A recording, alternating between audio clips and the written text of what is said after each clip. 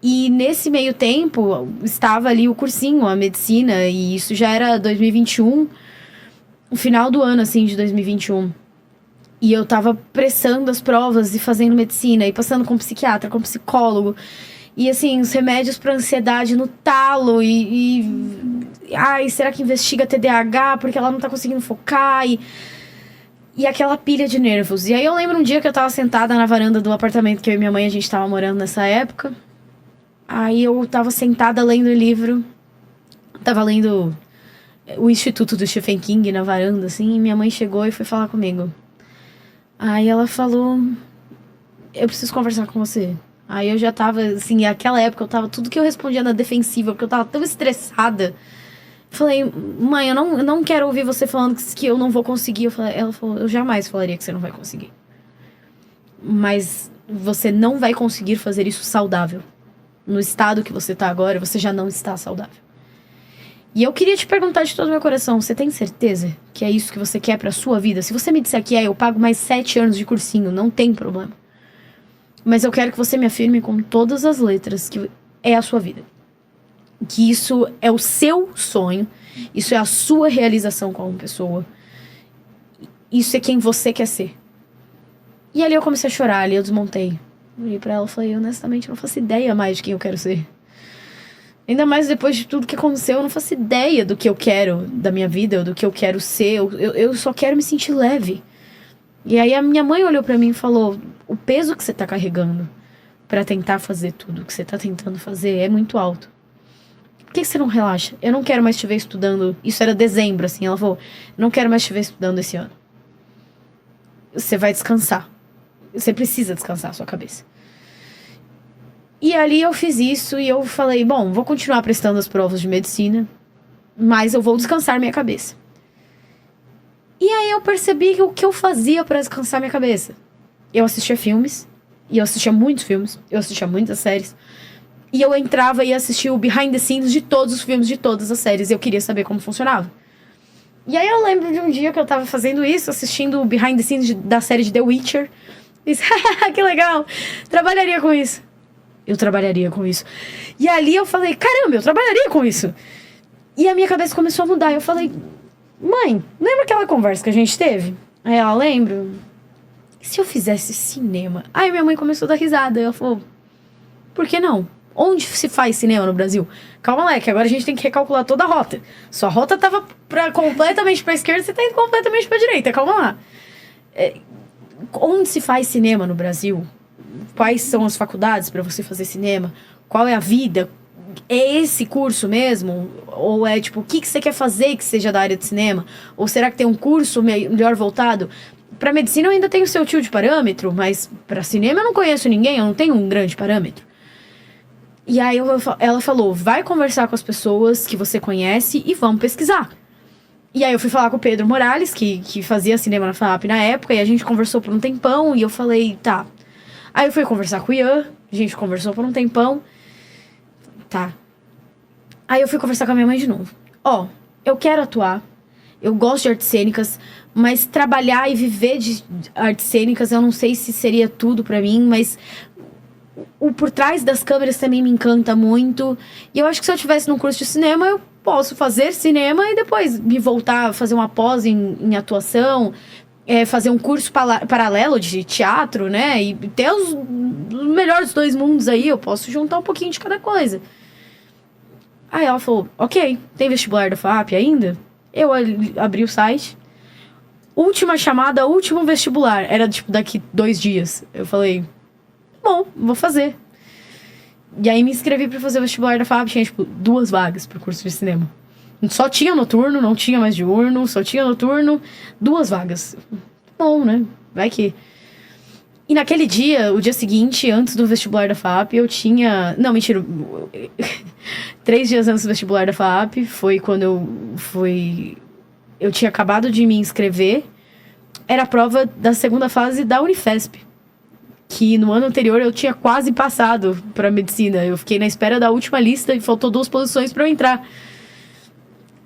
E aí eu cheguei pra fazer a prova. Aí tava eu, as meninas do colégio, tipo, a Gabi tava ali, todo mundo prestando, a Carol, e as pessoas do cursinho.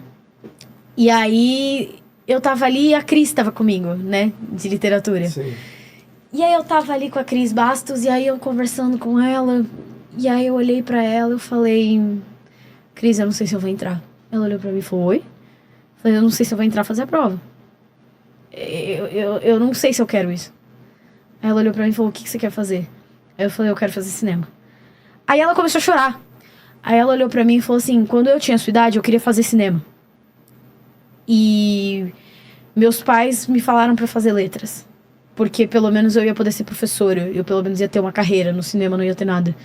Eu queria que alguém te dissesse o que eu tô te falando hoje. Vai embora. Não entra, não faz a prova. E aí ficou eu e a Cris abraçada uma na outra, chorando. Muito. Aí veio a Maria Helena, esposa dela, abraçou a gente, choramos as três. E aí começaram a fechar os portões ali no Matre Amabilis, começaram a fechar os portões. E aí o cara do portão, moça, você não vai entrar? E aí a Cris gritando, não, ela vai ser feliz! E a gente ali, tipo, extasiada. Eu voltei pra casa sem fazer a prova. E aí eu cheguei em casa de volta, só olhei pra minha mãe. E eu morava do lado, assim, na época. Aí eu subi e só entrei no apartamento. Minha mãe, você não fez isso? Aí eu não fiz a prova. Ela, é bom você passar nessa faculdade. Vamos lá fazer a matrícula na FAAP. E aí... Fiz a última prova da FAAP, tinha 2 vagas. Passei em 3º lugar. E aí depois essas 2 pessoas desistiram, eu entrei em primeiro. Entrei. E agora concluí metade do curso de cinema. E agora, partindo para a reta final, temos mais esse filme e depois meu projeto de TCC. E agora estamos encerrando aí mais esse ciclo, já começando a segunda metade dele. Mais 2 esse ano e o próximo, e esse ciclo também acabou.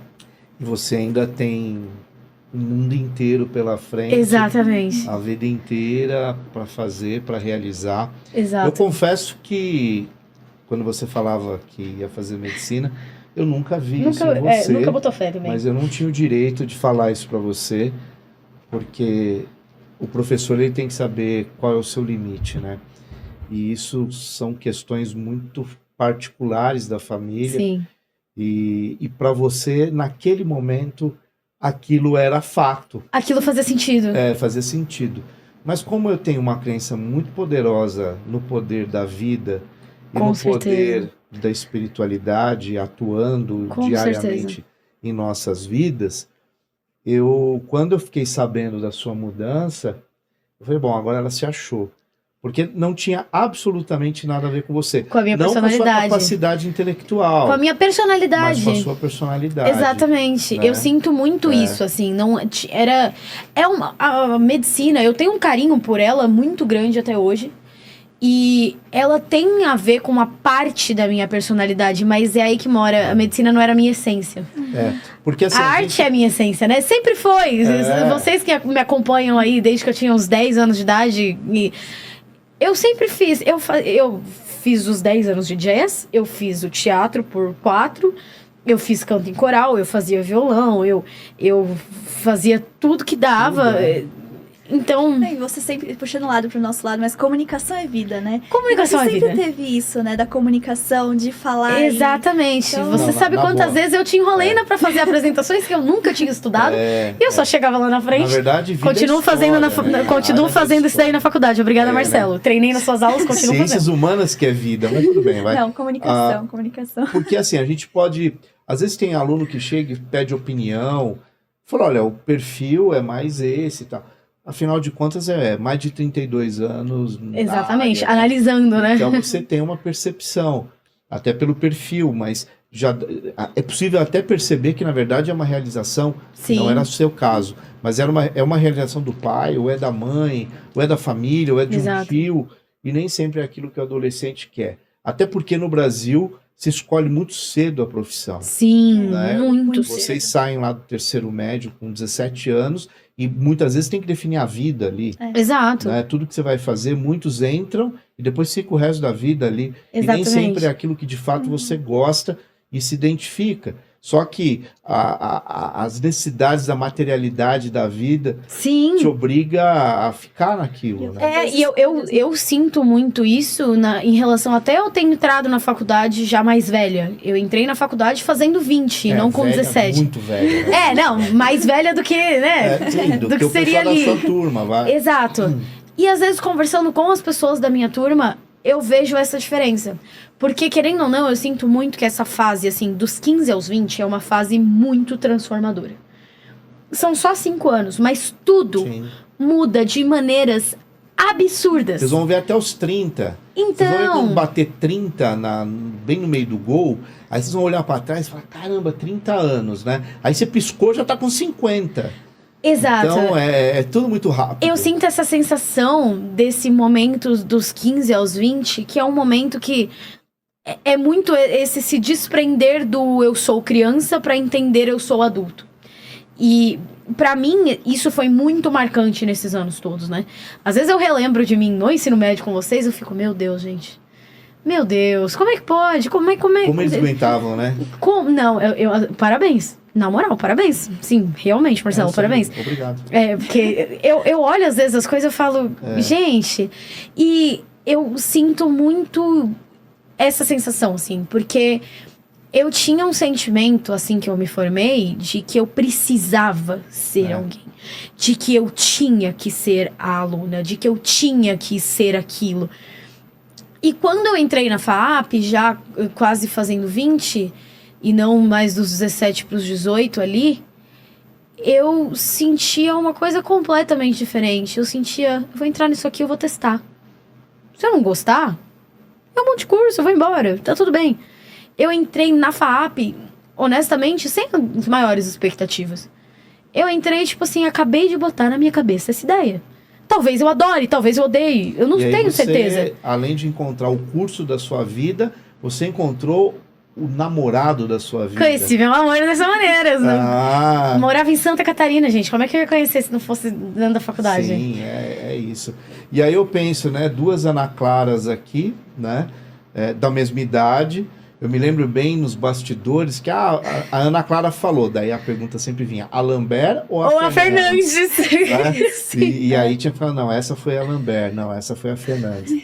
Né? E o tempo Debates passa. na sala de aula, quem amassava era sempre a gente. A gente era muito boa nos debates. Ah, vocês Verdade, duas são foi chatas. Eu lembro que quando a gente caía na mesma equipe, ninguém queria ficar na vencia a contra. gente. Porque, tipo assim, se a gente tava uma em cada time ainda Dava uma ainda falava, equilibrada. beleza. Mas se a gente tava as duas na mesma equipe, ninguém, O poder de ninguém. argumentação de vocês sempre foi muito elevado, né? A gente sempre E aí, gostou. A comunicação sempre esteve Tamo aqui. lá, tamo lá. Sutis.